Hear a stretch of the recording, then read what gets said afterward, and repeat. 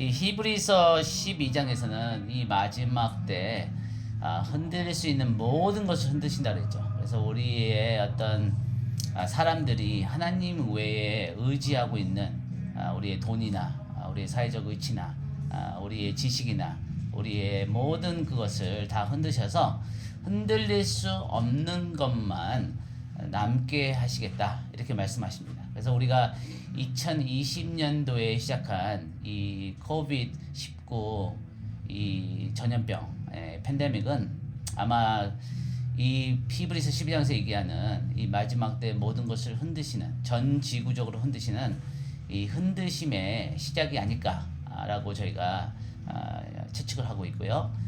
그렇게 이해를 하고 있습니다. 그래서 앞으로 시간에는 자연적인 어떤 영적인 어떤 정치적인 그런 사회적인 그런 흔들림들이 점점 더 증가하고 그 강도도 더 증가할 것으로 성경에서는 말씀하시고 계십니다.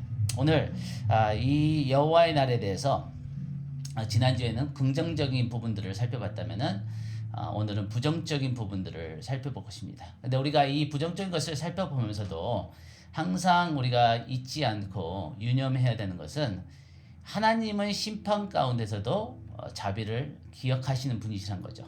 그래서 이 모든 심판의 목적은 결국 하나님은 사랑을 이루시기 위함이라는 거죠. 하나님의 성품이 변하지 않으시기 때문에 하나님 행하시는 그 모든 그 일들은 사랑의 동기에 기반을 두셨다는 것입니다. 그래서 하나님은 가장 많은 사람의 숫자가 가장 깊은 사랑의 수준에 이르도록 가장 고통이 적은 방법을 사용하셔서 그 일을 행하신다는 것입니다. 그래서 우리 이 첫 번째 그 사건은 대환난이죠. 대환난은 성경에서 말씀하시는 여호와의 날의 핵심적인 개념입니다. 그래서 이 대환난은 인류 역사상 가장 어렵고 가장 중요한 3년 반의 시간이 될 것이죠. 가장 어려운 것은 가장 큰 고통의 시간, 가장 큰 진동의 시간, 또 가장 큰 변화의 시간, 또 이것이 또 가장 중요한 시간인 것은 가장 많은 사람들이 구원을 받는 가장 이상에 있는 모든 사람들의 영원한 데스티니가 결정이 되는 그날이 될 것이기 때문에 이 날은 매우 중요하고 또 매우 고통스러운 시간이 될 거라는 거죠. 우리가 이사야서 60장 말씀도 봤지만 이 땅에는 이 시대에는 온 땅에 어두움이 덮일 것이고 캄캄함이 만민을 덮을 것이나 동시에 여호와의 영광이 그의 백성들 가운데 임하실 거라는 것입니다. 그래서 이때 예수님께서는 마태복음 24장에서 말씀하시기를 이 큰 환난 아니면 대환난이 있을 것인데 창세로부터 지금까지 이런 시간이 없었고 그 후에도 없을 전무후무한 그런 시간이 될 것이라는 거죠.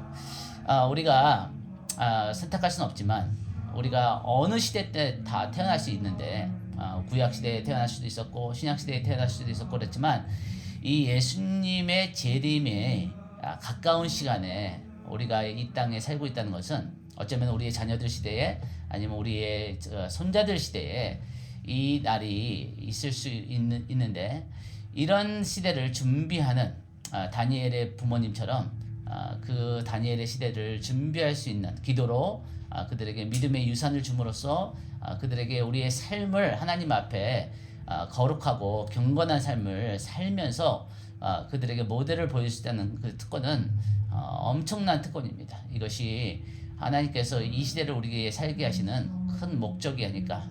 그래서 우리는 어느 때보다도 깨어 있어야 되고 어느 때보다 주님과 기도의 자리에서 깊이 연결이 돼서 다음 세대가 엘리야처럼 다음 세대가 세례 요한처럼 주의 오시는 길을 예비하는 세대로 일어날 수 있도록 우리의 역할을 해야 될 줄 믿습니다.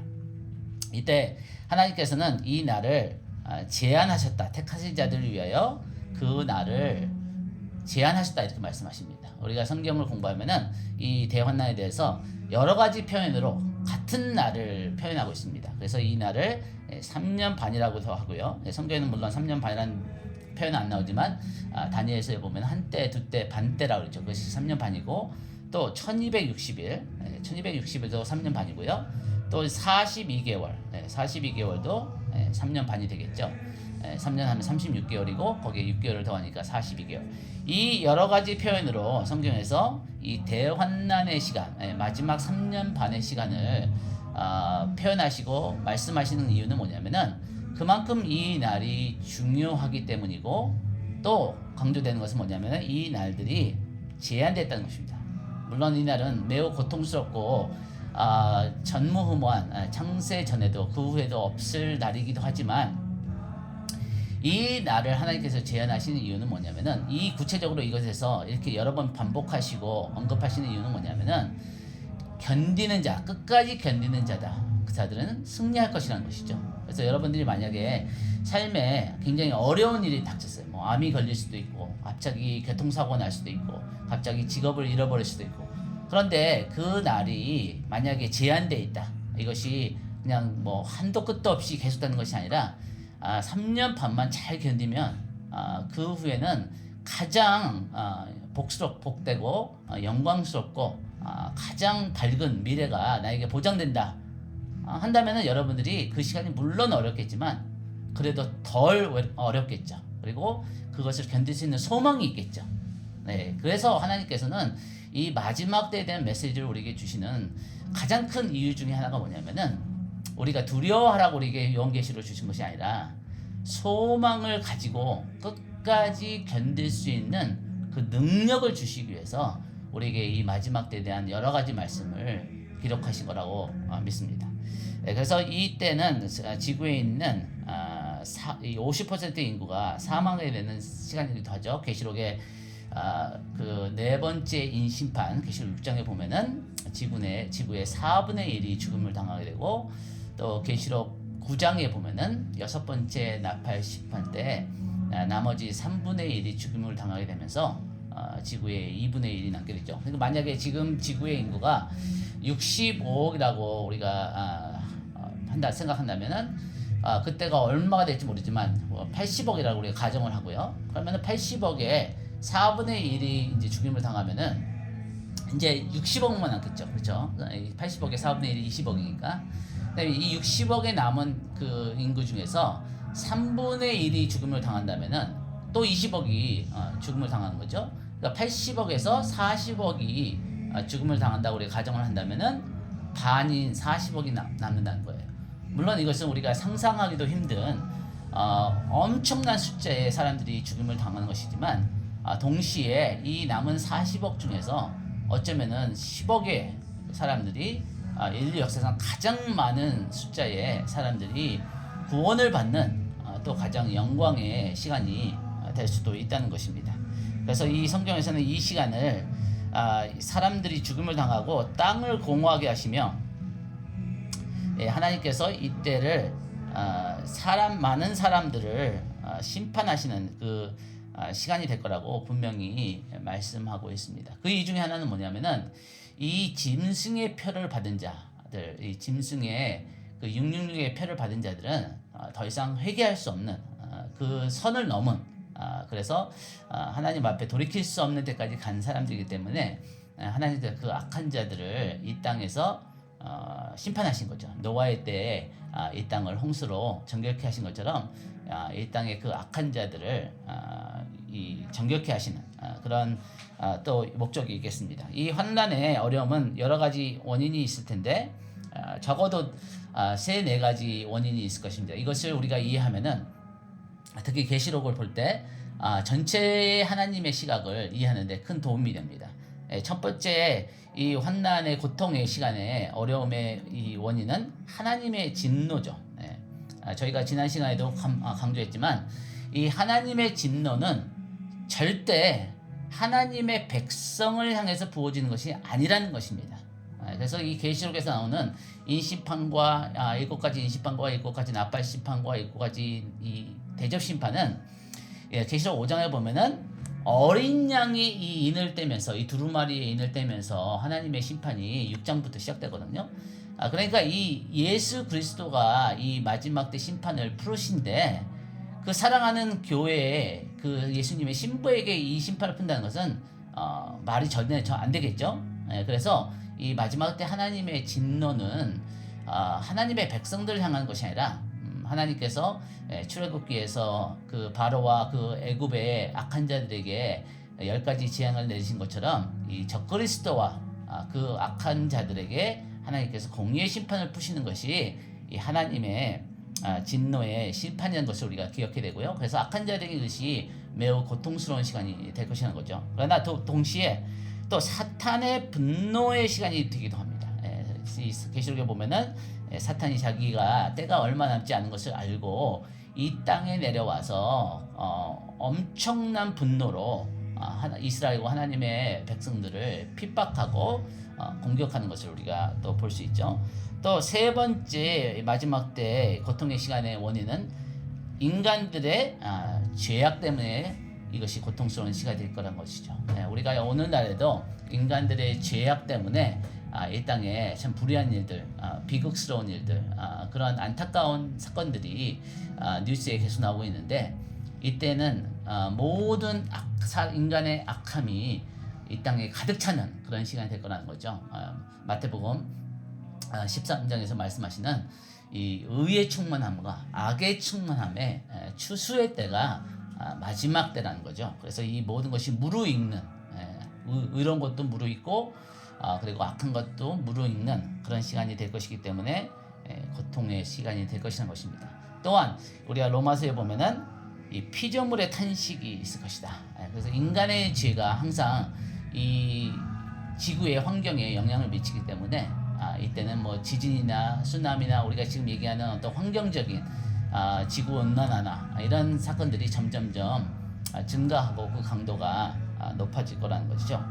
그래서 우리가 이런 말씀들을 보면은 이 하나님의 진노, 또 사탄의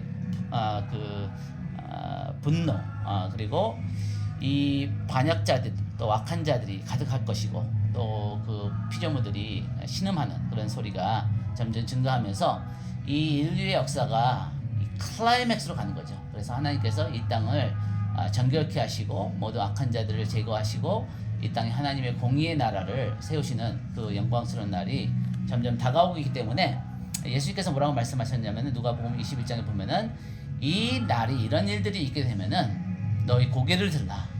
왜 고개를 들죠? 주님 공중에서 오시니까. 그러면서 뭐라고 말씀하시냐면은 너희의 구속의 날이 가까웠습니다. 이렇게 말씀하십니다. 물론 이 시간이 굉장히 고통스러운 시간이 될 것이지만 우리에게는 굉장히 또한 가슴 벅찬 시간이 될 거라는 거죠. 이런 일들이 점점 증가하고 점점점 많아질수록 물론 그 시간에 많은 사람들이 죽임을 당하고 고통을 당하니까 매우 괴롭고 슬픈 날이기도 하지만 또한 그 주님의 영광의 재림의 시간이 가까이 오고 있기 때문에 이런 일들이 반드시 일어난 후에 그제야 주님께서 오시기 때문에 그 날이 우리에게 굉장히 주님의 날을 사모하는 그런 날이 될 것이라는 것입니다.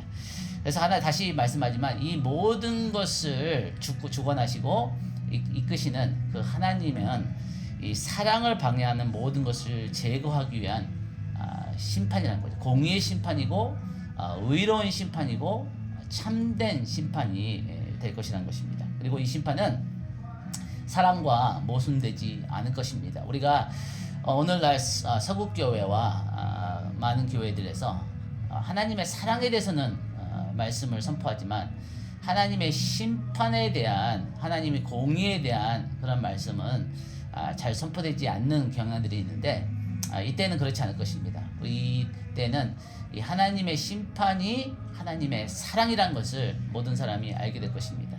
예를 들자면은 2차 대전 때 그 나치 그 히틀러의 그 압박과 그 공포 가운데 살아갔던 사람들에게 이 연합군들이 와서 그 히틀러와 독일군들을 무찌르고 그들에게 그 공의의 심판을 했던 것은 절대 그것이 우리가 듣기 힘든 그런 소식이 아니라 매우 기쁜 소식이었죠. 그리고 매우 그 의를 사랑하고 정의를 사랑하는 자들에게는 매우 감격적인 시간이 되었겠죠.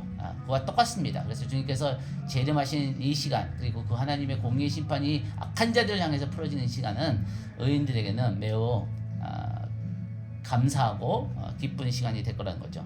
하나님 그래서 가장 많은 사람들이 구원을 받고 가장 많은 사람들이 의에 이르게 하는 이 최적의 환경을 만드는 시간이 또 이 대환난의 시간이 될 것입니다. 그래서 하나님은 이 모든 것을 통해서 결국 선을 이루시고 결국 하나님께서 가장 많은 숫자의 영혼들을 구원하시고 하나님의 영광을 예수 그리스도를 열방의 보배로 만드시는 그런 일들을 행하실 거라는 거죠.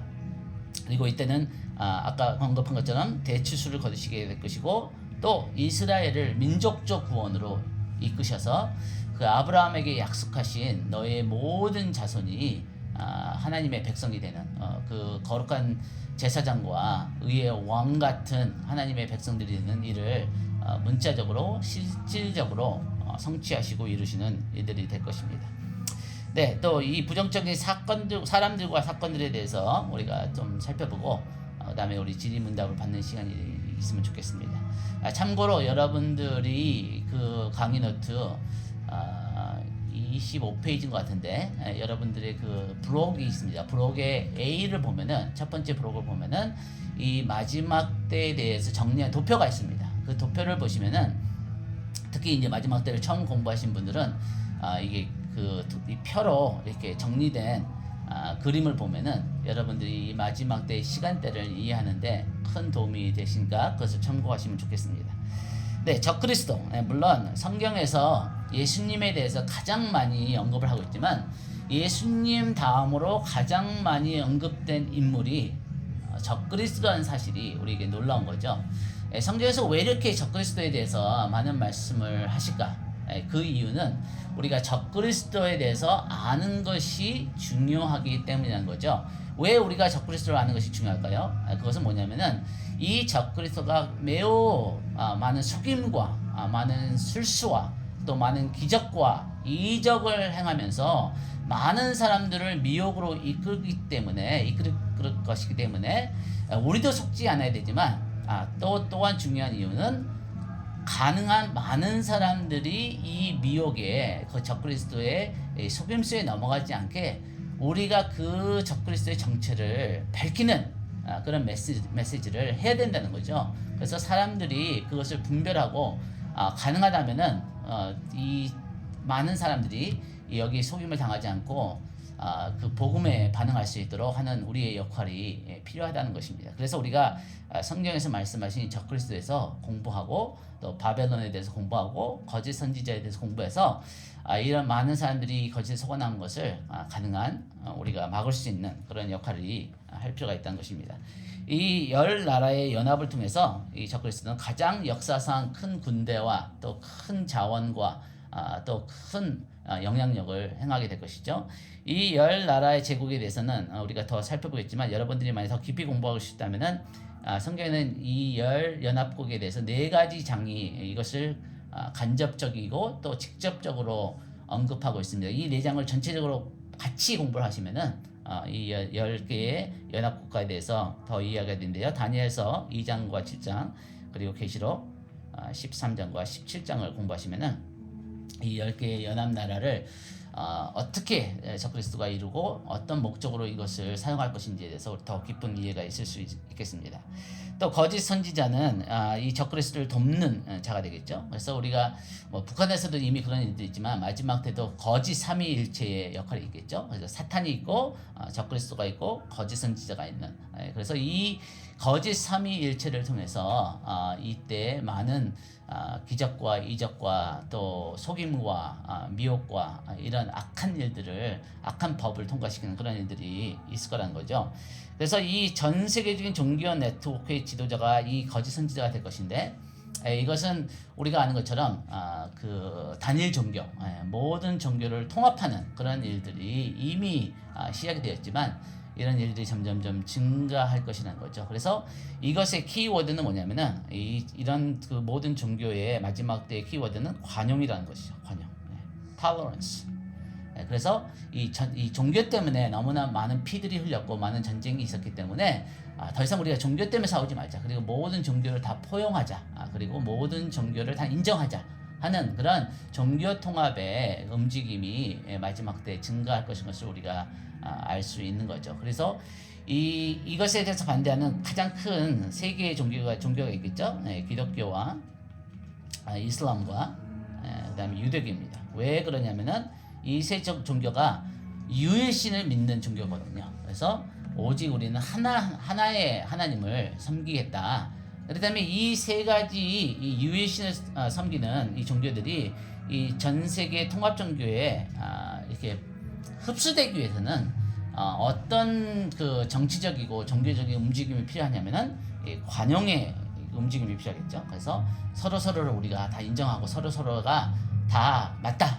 그래서 우리가 서로를 다 포용하자 하는 그런 움직임이 있을 거라는 거죠. 놀라운 것은 뭐냐면은 이 관용의 종교가 결국에는 절대로 관용을 허락하지 않는 강제 종교로 바뀔 거라는 거죠. 그래서 그 거짓 선지자를 이 종교 시스템을 계시록 10장에 보면은 이 적그리스도가 불태워버리는 일이 있습니다. 이 열 나라의 나라의 지도자들이 그래서 더 이상 그 종교를 다 허용하고 다 인정하는 것이 아니라 오직 적그리스도 하나만을 경배하게 하는 강요하는 그리고 그렇지 않을 때는 사고팔고 하는 것만 아니라 죽음에까지 이르게 하는 그런 강제적인 그런 종교가 적그리스도의 종교가 될 것이라는 거죠. 그리고 이 열 나라의 연합은 정치적이고 군사적이고 경제적인 연합으로서 이 적그리스도가 그 목적을 이루기 위한 가장 큰 기반을 제공해 줄 거라는 거죠. 사탄의 그 성육신을 입은 자가 적그리스도라고 생각하면 쉽습니다. 그래서 물론 적그리스도가 사탄은 아니고요. 사탄의 충만함을 입은 우리가 성령의 충만함을 입듯이 사탄의 충만함을 입은 인물이 실질적 인간이 이 적그리스도라는 것이죠. 그래서 적그리스도의 머리가 상처가 받고 치유되는 그러니까 예수님이 십자가에 돌아가신 다음에 3일 후에 부활하셨던 것처럼 흡사하지만 비슷하지만 정확히 똑같은 건 아니겠죠. 그러나 어떤 사건이 아마 있게 될 거예요. 이것이 굉장히 중요한 그 적그리스도를 전 세계에 가장 큰 영향력을 끼치는 지도자로 만드는 중요한 사건이 될 것입니다. 언제 어느 순간이 될지 모르지만 뉴스에 적그리스도가 암살을 당했다. 총을 맞을지 어떻게 될지 모르지만 암살이 당했는데 죽은 것 같다.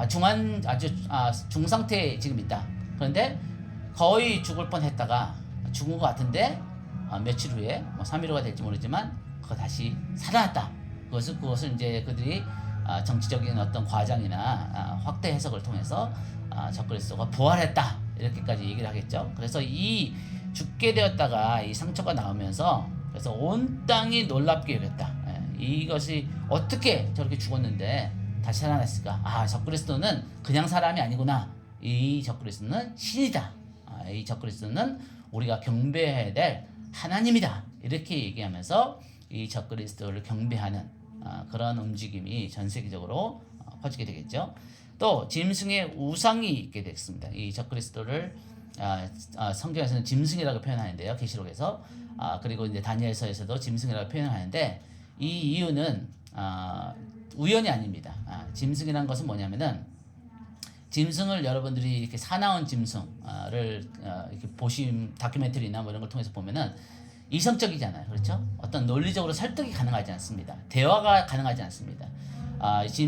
사나운 짐승은 굉장히 폭력적이고 공격적이고 자기의 어떤 그 목적과 자기의 야심을 이루기 위해서 거침이 없는 성향을 우리가 짐승 같다라고 얘기할 수 있는 거죠. 그래서 이 적그리스도가 이때 이 사탄의 그 분노를 이렇게 충만하게 받으면서 자기의 그 적그리스도를 경배하는 사탄을 경배하는 것을 거부하는 모든 자들에게는 절대 자비에 어떤 자비도 베풀지 않는 가장 사납고 가장 폭력적이고 가장 잔인한 리더의 모습으로 이 땅을 통치할 거라는 거죠. 그래서 이 우상은 예루살렘에도 세워지지만 또 열방 가운데도 세워지게 되면서 그때는 뭐 AI도 있게 될 것이고 어떤 초자연적인 면도 있게 될 것이고 이 우상이 말도 하고 이 우상이 움직이기도 한다고 계시록에서 말씀하시는데 그래서 이 전 세계에 있는 사람들이 이 우상을 경배할 때 어떤 일들이 일어나겠죠. 그래서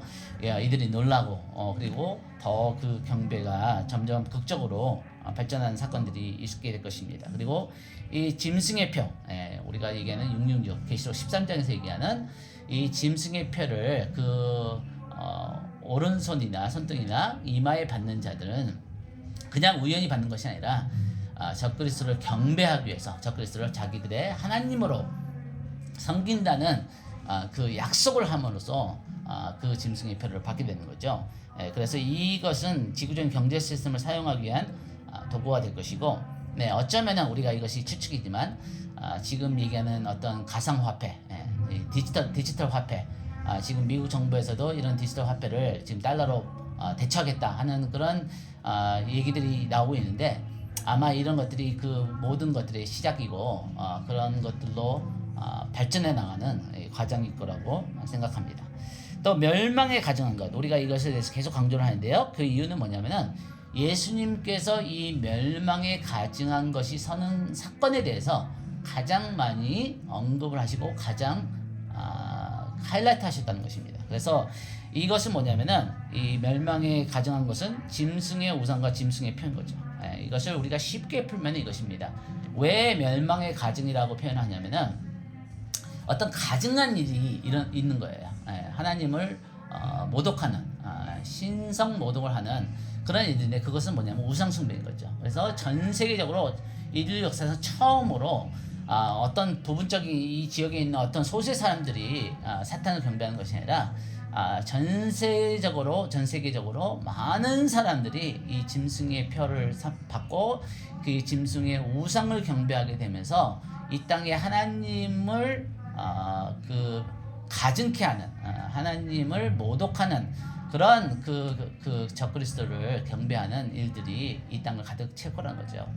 그럴 때 하나님께서 그 가증한 것을 심판하시면서 이 땅에 멸망이 오게 되기 때문에 이것을 우리가 줄여서 축소해서 멸망의 가증이라는 표현으로 설명하는 것입니다. 이 가증한 것은 하나님 앞에 큰 악이라는 것을 우리가 말하는 것이고 이 하나님 앞에 가증한 일이 될 것이고 그리고 이 멸망은 두 가지로 일어나게 되는데 그 적그리스도가 자신에게 경배하기를 거절하는 자들을 멸망시키고 핍박하고 순교하고 죽게 한다는 거죠. 그래서 이런 일들이 또 멸망이 될 것이고 파괴하는 일들이 될 것이고 또한 하나님께서 이 짐승의 표와 짐승의 우상을 섬기는 자들에게 심판을 내리면서 이것이 또 멸망을 가져오게 된다는 것입니다. 그래서 예수님께서 그 제자들에게 이 사건을 주목하라. 이 사건이 있게 되면은 너희는 그 날이 안식일에 있지 않게 또 임신한 자들에게 임하지 않게 그래서 그 날이 있으면은 뒤를 돌아보지도 말고 산으로 도망가라 하는 그 사건이 이 멸망의 가증한 사건이고 이것이 마태복음 24장 15절에 나오고 다니엘서 9장에서 12장에 이 멸망에 가증한 것에 대해서 구체적으로 나옵니다. 그래서 이것에 다니엘서 9장과 12장을 전체를 공부하시면은 이것이 예수님께서 지혜 있는 자는 다니엘 선지자가 기록한 이 멸망에 가증한 것을 깨달을 진저한 말씀이에요. 그래서 우리가 다니엘서 9장에서 12장을 공부하면은 이 멸망에 가증한 것에 대해서 더 구체적인 내용들을 알 수 있습니다. 또 마지막 때는 세 가지 심판들이 있게 되겠죠. 그래서 7 인시판과 7 나팔 시판과 7 대전 시판, 이 21개의 시판들은 문자적입니다. 실질적으로 일어나는 것이고 상징적인 것이 아니라는 것이죠. 그리고 이것은 미래에 일어날 것인 것입니다. 왜냐하면 이것을 우리가 강조하는 이유는 어떤 종말론 신학자들 가운데서는 이 일은 이미 주 70년대 이미 성취됐다. 로마에 의해서 예루살렘 성전이 무너졌고 그때 이미 하나님의 심판이 이루어졌다 이렇게 주장하는 학자들이 있는데 물론 그런 비슷한 부분들이 있습니다. 중립되는 그런 사건들도 있어요. 그러나 우리가 이것을 더 하나님 말씀을 자세히 공부하면은 일부분적으로 성취되는 부분이 있지만 이 예수님께서 말씀하신 그 모든 일들이 성경에서 말하는 이 대환난은 이때 70년 AD 때 일어나지 않았다는 거죠. 전체적으로 완전하게 성취되지 않았다는 것을 우리가 사실은 거의 대부분이 성취되지 않았습니다. 아주 극히 일부분만 성취됐기 때문에 이것은 미래적인 일이라는 거죠. 그리고 이것은 점진적이다. 뭐냐면은 산모가 고통을 느낄 때 이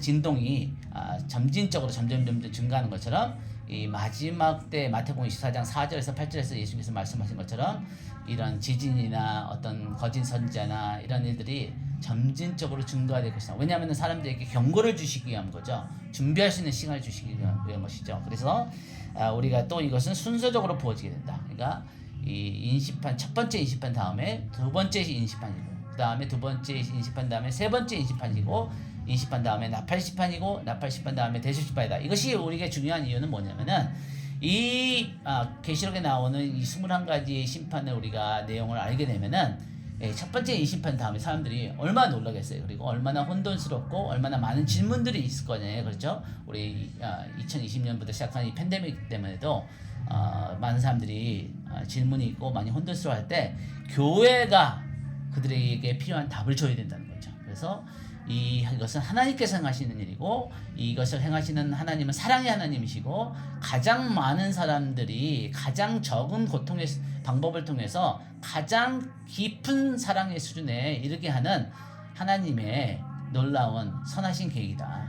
그리고 이때에 하나님께서 많은 사람들이 구원을 받기 위해서 성령을 부어주시고 꿈을 주시고 환상을 주시고 하는 일들도 있게 될 것이라는 것이죠. 그래서 이것은 우리가 마지막 때를 공부할 때 이 많은 사람들을 진리로 이끌 수 있는 지혜로 이끌 수 있는 의로 이끌 수 있는 우리의 역할을 하기 위해서 우리가 마지막 때를 공부해야 될 것입니다. 이때는 가장 많은 사람들의 순교자들이 일어나게 될 것이고요. 이미 오늘 우리가 살고 있는 시대가 지난 50년 동안 기독교의 역사상 2000년 역사상보다도 가장 많은 숫자의 순교자들이 아프리카나 아시아나 동남아시아나 이런 데서 이미 일어나고 있던 중동 지역에서 그래서 이런 일들은 우리가 이미 성취되기 시작했다는 것입니다. 음녀 바벨론 약간 더 시간이 많이 지났으니까 스피드를 내면은 음녀 바벨론은 다시 이 이라크 오늘날로 얘기하는 그 바벨론에 세워지게 될 것이고요. 이 음녀 바벨론은 경제적인 시스템과 종교적인 네트워크로 전 세계적으로 사람들을 경제적으로 종교적으로 하나로 묶는 그리고 통제하는 그런 역할을 하게 될 것이라는 것입니다. 여러분들이 만약에 관심이 있으시고 시간이 된다면 유튜브에 가셔서 사우디 네옴 프로젝트라는 것을 한번 보세요. 네옴 이것이 이미 시작이 됐고요. 그 다음에 2025년에 이제 공사가 시작되고 2030년까지 완공을 한다는 계획이 있습니다. 여기에 삼성이나 LG 한국 회사들도 지금 그 수주에 들어가려고 애를 쓰고 있는데 이 예산이 650조입니다. 650조, 5천억 달러. 그래서 이 가장 친환경적이고 가장 AI적이고 가장 모든 것이 연결된 그런 도시를 만드는 거예요. 그래서 이것이 물론 바벨론은 아니지만 앞으로 다가올 그 바벨론의 가장 경제적으로 또 가장 종교적으로 모든 사람들이 있고 싶어하는 그런 도시를 만드는 어떤 모형이 되지 않을까. 그런 것을 우리가 보면은 더 이런 말씀들을 이해하는데 우리가 도움이 될 수도 있습니다. 그다음에 이 자발적인 음녀 바벨론 종교는 아까도 말씀드렸지만 강제적인 종교로 변하게 될 것이다. 그래서 처음에는 사람들이 관용이 넘치고 이 음녀 바벨론 종교에 자발적으로 참여를 하게 될 것이고 전 세계 평화를 위해서 모든 사람들의 그 연합을 위해서 그러나 어느 순간 이 3년 반의 거짓 평화의 시간이 끝나면은 적그리스도가 가면을 벗고 자기의 짐승 같은 모습을 드러내면서 강제적으로 많은 사람들에게 이 적그리스도의 종교에 참여하도록 요구를 하게 될 것이죠. 네, 마지막 때 이 배교는 가장 인류의 역사상 비극적인 사건이 될 것입니다. 그래서 바울 사도는 데살로니가후서 2장에 보면은 많은 사람들이 믿음에서 떠나게 될 것이다. 그리고 이런 일이 있기 전에는 주님이 재림하지 않을 것이라고 우리에게 가르쳐 주고 있습니다. 먼저 배교하는 일이고 불법의 사람 멸망의 아들 적그리스도가 나타나기 전까지는 주님이 이르지 아니하리라. 그래서 그렇기 때문에 우리가 마지막 때를 공부해야 되는 이유 중에 한 사람이라도 주님은 멸망하기를 원치 않으시기 때문에 모든 사람이 구원에 이르기를 원하시기 때문에 우리가 한 사람에도 진리 가운데 복음 가운데 예수님으로 이끌기 위해서는 이 마지막 때 일어난 사건들에 대해서 담대하게 미리 선포했을 때 그런 사건들이 실질적으로 일어나게 되면은 이런 예언들이 정확하게 성취된 것을 보게 될 때 많은 사람들이 질문하게 되겠죠. 그 중에서 진리를 사랑하는 사람들, 진리를 찾는 자들이 어떻게 알았냐고, 당신이 어떻게 이런 일들이 일어날지를 미리 알았냐 할 때 이 지혜 있는 자들이 하나님의 말씀이 성경에서 이것을 미리 기록했고 이 사건들이 정확하게 이루어진 것을 보게 되면서 성경은 참된 하나님의 말씀이구나. 그리고 예수님이 이 땅에 참된 구세주시구나. 다른 신이 없구나 하는 것을 깨닫는 자들이 있게 될 거란 것입니다.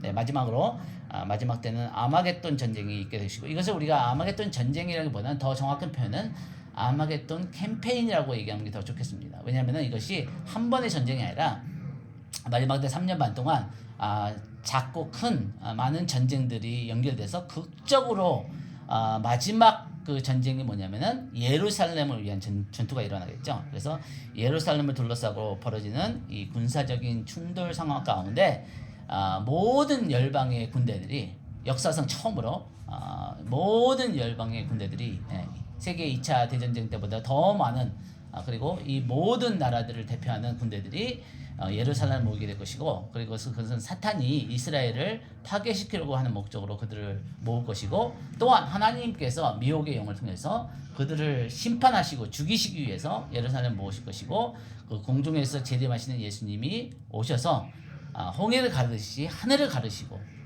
이 홍해처럼 갈 곳이 없고 그 죽음의 절벽에 있는 이스라엘을 이 적그리스도와 그 군대에서 구원하심으로써 그때 이스라엘의 모든 정치적인 지도자들과 백성들이 당신이 우리가 기다리는 메시아고 당신이 우리의 하나님이시고 당신이 우리의 구세주라고 고백하고 민족적인 구원이 이루어지는 그래서 시편 24편에서 기록하는 문드라 드릴지어다 영광의 왕이 들어오시니 문드라 드릴지어다. 이 왕은 누구시냐? 이 왕은 전쟁에 능하신 그 영광의 왕이 들어오시리라 하면서 누가복음 23장 39절에서 얘기하는 너의 입으로 주의 이름으로 오시는 이여 찬송할지어다 주의 이름으로 오시는 이여 하고 그들이 예수님을 그들의 왕으로 영접하는 사건이 있게 될 것입니다. 네, 여러분 강의는 거기까지 하고요.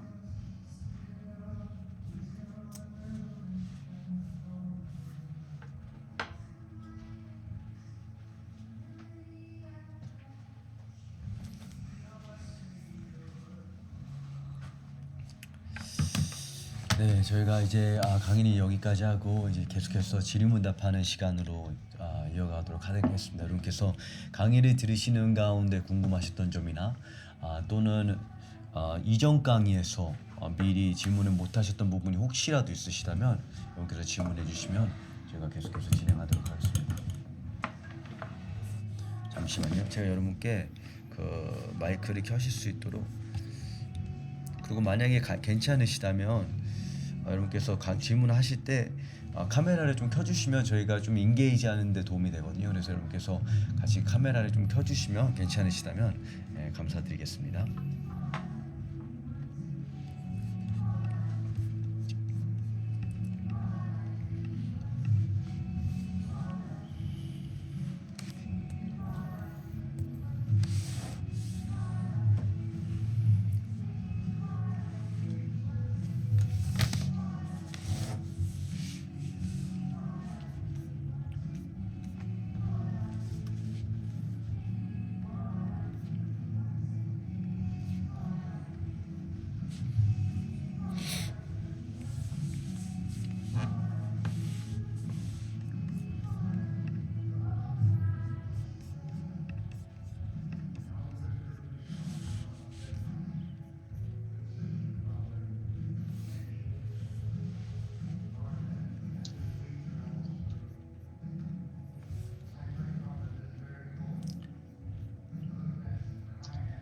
질문 하나 하겠습니다. 네, 장경미입니다. 네 안녕하세요. 네. 환란의 어려움 중에 여러 원인이 있다고 하셨는데 그때 하나님의 진노를 얘기하실 때 하나님의 백성에게 내리는 것이 하나님의 백성이 대상이 아니라 그랬잖아요. 네, 계시록에 보면 모든 인류에게 내려지는 그냥 공평한 환난인 것 같은데 아까 그렇게 말씀하신 부분에는 하나님의 백성에게는 특별한 보호하심을 염두에 두신 말씀이신가요? 네. 질문 감사합니다. 네, 맞습니다. 우리가 이제 하나님의 말씀을 제가 계속 강조하지만 한 부분만 보면은 이렇게 해석에 오류가 있을 위험이 있거든요. 그래서 우리가 이제 살펴봤던 출애굽기의 이제 고센 땅의 그 보호 법칙이나 그런 특별한 하나님의 보호하심이 있고 또 계시록의 다른 말씀들을 보면은 하나님께서 이제 14만 4천의 고시록 7장에서 이스라엘의 그 선두주자들을 인치심으로 특별히 보호하심을 하는 것은 뭐 그들만 보호하신 것이 아니라 그들을 하나의 예표로 또 하나님의 백성들을 이제 특별히 보호하시는 일들이 있겠죠. 그리고 이제 두 증인도 있고 또 이제 그 계시록 이제 그 7장 9절에 보면은 모든 민족과 족속과 백성들 가운데서 대환난을 통과하고 나온 자들 그때 이제 그 장로 중에 한 사람이 묻거든요. 이들이 누구냐? 요한이 물으니까 장로 중에 한 사람이 대답을 하죠. 이들은 대환난을 통과하고 나온 자들이다. 그리고 계시록 14장에 보면은 어린 양과 함께 시온산에 서서 대환난을 통과한 후에 예수님과 함께 찬양을 하는 그런 사람들도 있고요. 제가 한 가지 성격을 해석하는 원칙을 잠깐 설명을 좀 해드리면 좋을 것 같아요. 그래서 예를 든다면은 우리가 여러분들이 그 로마서를 보면은 이런 말씀이 나와요. 제가 로마서를 볼게요. 보면은 로마서에 보면은 어떤 말씀이 나오냐면은 이 아담 한 사람을 통해서 이 죄가 인류 모든 사람에게 들어와서 죽음이 모든 사람에게 임했다. 그런 말씀이 있잖아요. 근데 또 같은 원칙을 사용해서 또 한 사람 예수 그리스도를 통해서 모든 사람에게 이 구원이 임했고 그리고 하나님의 의가 임했다 이런 말씀이 있죠. 그래서 이 로마서 5장 18절을 한번 보세요. 17절 먼저 보니까 한 사람의 범죄를 인하여 로마서 지금 5장 17절인 것입니다. 한 사람의 범죄를 인하여 사망이 그 한 사람을 말미암아 왕노릇하였은즉 더욱 은혜에 의의 선물을 넘치게 받는 자들이 한 번 예수 그리스도를 말미암아 생명 안에서 왕노릇하리로다 이렇게 말씀하세요. 그러면서 뭐라고 하냐면 18절에 보니까 그런즉 한 범죄로 많은 사람이 정죄에 이른 것 같이 의의 한 행동으로 말미암아 많은 사람이 의롭다 하심을 받아 생명에 이르느니라. 이것이 지금 개역 성경입니다. 그러니까 여기 보니까 많은 사람들이 의롭다 한 사람으로 맞는 말이죠. 근데 흥미로운 게 뭐냐면은 이것을 영어 성경이나 한글 성경이 새 번역을 보면은 이렇게 나와요. 뭐라고 했냐면은 5장 18절에 보니까 이제 여러분이 그 킹제임스나 NIV의 성경을 봐도 이제 같게 나오는데 뭐냐면은 18절에 보니까 그 한 사람의 행위 때문에 모든 사람이 유죄 판결을 받았는데 이제는 한 사람의 의로운 행위로 뭐라 그러죠? 모든 사람이 의롭다는 인정을 받아서 생명을 얻게 되었습니다. 제가 지금 여기서 강조하고 싶은 건 뭐냐면은 영어 성경에 보면은 이제 킹제임스나 NIV에서도 all이라는 표현을 써요. 근데 우리가 정확하게 따지면은 예수님께서 십자가에 돌아가셔서 모든 사람들이 구원받을 기회를 받았지만 그것을 영접하고 회개한다면은 그러나 모든 사람이 의롭다는 인정을 받아서 생명을 얻게 되지는 않았잖아요. 그렇죠? 그 중에서 믿음으로 반응하고 회개로 반응하는 자들에게 이 구원이 임하는 거지만 믿지 않는 자들에게는 예수님께서 모든 사람을 위해서 돌아가셨지만 모든 사람이 의롭게 되고 구원을 받는 것은 아닌데 성경에서 이렇게 표현을 하신다는 거죠. 그래서 이 한 구절만 보면은 그러면 예수님이 십자가에 돌아가셨기 때문에 모든 사람이 구원을 받은 것이네 라고 우리가 결론을 낼 수 있는데 아니라는 거죠. 다른 성경과 비교하면은 그런 것처럼 우리가 계시록의 일부분을 보면은 이 땅에 이 심판이 모든 사람에게 임한다. 물론 맞죠. 하나님의 심판이 모든 사람에게 임하는 거죠. 그러나 또 다른 성경을 보면은 이 심판이 모든 이 땅에 있는 자들에게 임하는 것이지만 하나님께서 같은 시간에 특별한 보호를 해주시고 특별한 공급하심을 주시고 특별한 인도하심을 주시는 그런 하나님의 특별한 은혜가 또 있을 것이다. 그리고 아멘. 제가 강의할 때 얘기한 것처럼 이 심판은 어린 양이 계시록 5장에서 때기 때문에 교회의 그 사랑하는 신부인 교회를 향해서 이 심판을 분노 가운데 진노 가운데 하신다는 것은 성립되지 않는다는 거죠. 네. 아멘. 네, 저희가 이전 강의에서도 다룰 때 그 성경 해석의 원칙 중요한 원칙 중 하나가 성경이 성경을 해석하는 것이라고 이렇게 설명을 드렸습니다. 맞죠? 그래서 여러분께서 성경 어떤 한 본문을 읽으실 때 그 한 본문만을 보시면 안 되고 성경은 퍼즐 조각이라고 생각을 하셔야 돼요. 그러니까 퍼즐 조각을 보면 우리가 그 큰 그림 전체를 알기 위해서는 이 조각이 다른 조각과 어떻게 연결되는지를 여러분께서 이해를 하셔야지 이 조각을 맞출 수가 있잖아요. 맞죠? 근데 이제 보통 성경을 잘못 해석하는 분들을 보게 되면 한 조각에만 포커스가 되어 있고 한 조각에 있는 글자에만 포커스가 되어 있는 거예요. 근데 성경을 그게 모든 사람이라면 예를 들어서 목사님께서 방금 설명하신 것처럼 그 로마서 5장의 모든 사람이 데살로니가전서 5장과 그러니까 사도 바울이 나머지 서신서에 썼던 내용들과 같이 비교해서 겸비해서 함께 이거를 어우러서 이렇게 살펴보게 되면 거기서 모든이라는 단어의 의미가 어떻게 적용되는지를 저희가 이해를 할 수 있는 것 같습니다. 그래서 제가 한 가지 더 예를 보여드리자면 저희가 잘 알고 있는 요한복음 3장 16절 있잖아요, 맞죠? 이제 보통 많은 분들이 이제 불신자에게 복음을 전할 때 그 요한복음 3장 16절 이제 많이 인용을 하는데 요한복음 3장 16절만 보면 하나님께서 세상을 다 구원하신 것처럼 예수님을 뭐 영접하든 아니든 세상을 다 구원하는 것처럼 보일 수가 있는데 대부분 사람들은 17절을 인용을 안 한단 말이죠. 불신자에게 복음을 전할 때. 제가 읽어드리게 되면 하나님께서 세상을 이처럼 사랑하사 독생자를 주셨으니 이는 그를 믿는 자마다 멸망하지 않고 영생을 얻게 하려는 것이다. 우리는 이거를 이제 인용을 하고 여기서 보통 복음 전도할 때 선교 단체에서 멈춘단 말입니다. 근데 제가 여러분께 성경을 공부할 때 항상 문맥을 빼뜨리면 안 된다고 말씀드렸는데 17절 읽으시면 지금 같은 메시지예요. 같은 메시지. 17절에 하나님께서 자신의 아들을 세상에 보내시는 것은 세상을 심판하는 것이 아니라 그 아들을 통해서 세상을 구원하려 하시는 것이다. 18절 아들이 믿는 사람은 심판을 받지 않으나 그러나 보이시죠 여러분? 지금 같은 문맥 속에서 세상을 위해서 예수님을 주셨지만 그러나 믿지 않는 사람은 이미 심판을 받았다.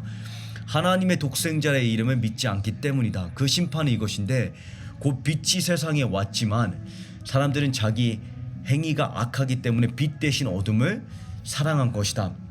이러면서 이제 사도 요한이 그 예수님 하나님께서 독생자를 세상을 위해서 주셨지만 그 독생자를 영접하지 않은 자에게는 이미 심판이 주어졌다는 것을 우리에게 설명하고 있습니다. 그러니까 마찬가지로 요한계시록에서의 심판이 뭐 전 세계적이고 글로벌한 것은 사실이지만 사도 바울이 이런 것들을 이제 우리에게 분별시켜주기 위해서 데살로니가전서에 이것을 이제 설명을 합니다.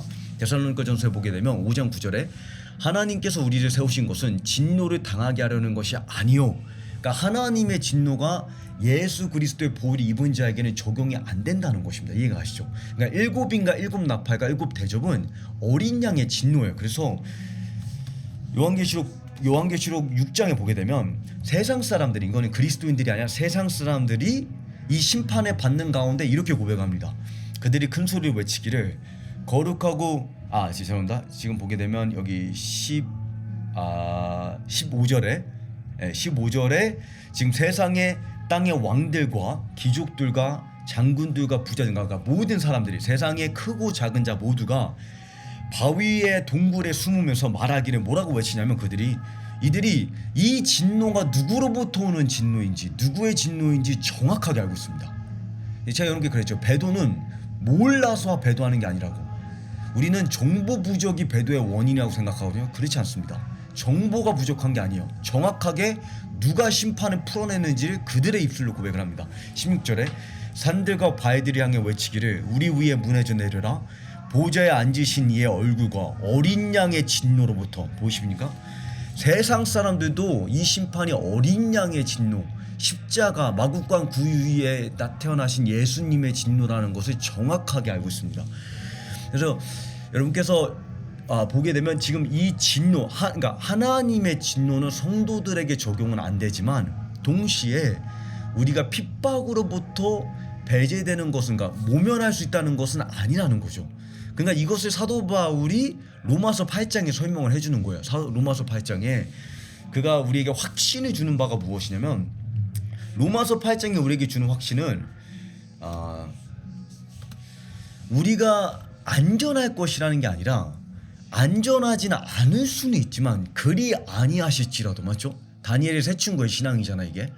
용광로에 집 던져줘도 하나님은 나를 용광로 속에서 함께 하셔서 나를 보존하실 수가 있다는 겁니다. 그러나 그리 아니하실지라도 하나님은 나를 진노에 넘기시지 않았다는 것이 우리의 확신인 것입니다. 그래서 로마서 8장에 사도 바울이 말하기를, 여기 보게 되면, 누가 우리를 정죄하리요? 죽었을 뿐만 아니라 살리신 분도 예수 그리스도이시며 우리를 위해서 오른편에서 간구하시느니라. 35절에 누가 우리를 그리스도의 사랑에서 끊을 수 있겠습니까? 환난이나 공고나 핍박이나 배고픔이나 헐벗음이나 위험이나 칼이라. 지금 환난은 모면한다는 얘기가 아니죠. 그것을 다시 한번 설명해 주기 위해서 37절에 사도 바울이 말하기를, 기록되기를 우리가 종일 주를 위해 죽음을 당하며 도살장에 끌려가는 양같이 여김을 받았나이다. 그러니까 도살장에 끌려가는 양 같다는 겁니다. 핍박을 모면할 수는 없다는 것입니다. 그러나 그가 그럼 뭐 때문에 확신을 갖는 것이냐? 그가 말하기를, 그러나 이 모든 일에서 우리를 사랑하시는 이로 인해 우리가 넉넉히 이기느니라. 넉넉히 이긴다. 그래서 제가 여러분께 마지막 때는 우리가 생존하는 게 아니라고 말씀을 드렸죠. 그러니까 확신하는 것은 죽음도 생명도, 그러니까 죽음을 모면할 수 있어서가 아니라 죽음이나 생명이나 현재일이나 장래나 그 무엇도 죽음보다 강한 예수님의 십자가의 사랑에서 우리를 끊을 수 없느냐. 그래서 여러분께서 이 하나님의 진노와 핍박을 차이를 구분하실 때 출애굽 스토리를 이해하시면 됩니다. 출애굽 스토리의 재현이거든요. 이 마지막 때 일곱인과 일곱 나팔과 일곱 대접이 출애굽 스토리의 종말론적 재현이라고 이해를 하시면 됩니다. 그러니까 그 죽음의 천사가 애굽을 지나칠 때 고센 땅에 문설주의 어린 양의 피를 바른 집은 지나갔잖아요, 맞죠? 그러니까 하나님의 진노로부터는 예수님의 보혈이 우리를 보호하지만 동시에 애굽 사람들이 유대인들이 핍박은 했단 말이에요. 그러니까 그 두 개는 요한계시록의 심판 가운데 차이가 있다는 것을 여러분께서 이해를 하시면, 그리고 또한 한 가지 제가 마지막 하이라이트 드릴 거는, 일곱인과 일곱 나팔과 일곱 대접은 성도들이 중보하기 때문에 풀어지는 것이지 우리가 구경꾼이 아닙니다. 하나님께서 행하고 계신 일을 우리가 지켜만 보고 있는 자들이 아니라 우리의 중보가 일곱인을 떼고 일곱 나팔을 불고 일곱 대접을 부어내는 그 하나님의 심판을 풀어내는 우리가 교회 중보가 그 통로라는 것을 우리가 좀 이해하는 것이 굉장히 중요하다고 생각합니다.